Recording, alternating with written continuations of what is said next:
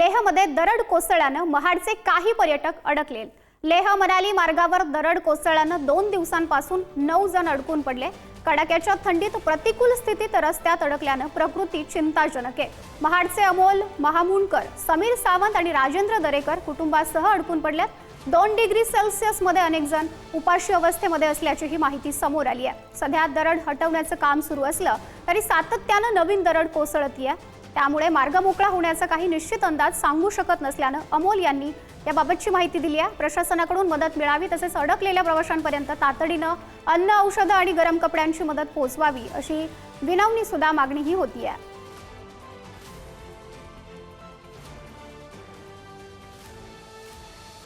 प्रतिनिधी श्रीकृष्ण बाळ आपल्याशी जोडले गेलेले आहेत। सध्याची तिथे काय स्थिती आहे, कशी मागणी केली जाते आहे? माधुरी, 3 दिवसापूर्वी महाडून माझे मित्र समीर महामुंडकर, समीर सावंत, अमोल महामुंडकर आणि राजेंद्र दरेकर त्यांच्या मिसेससह त्या ठिकाणी ट्रिपसाठी गेले होते।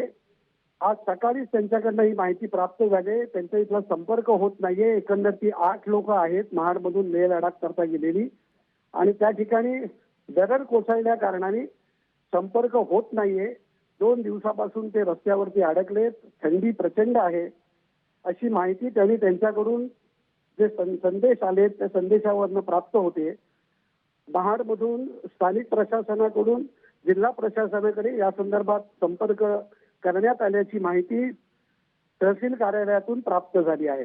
माधुरी, श्रीकृष्ण, धन्यवाद आपण दिलेल्या सर्व अपडेटसाठी।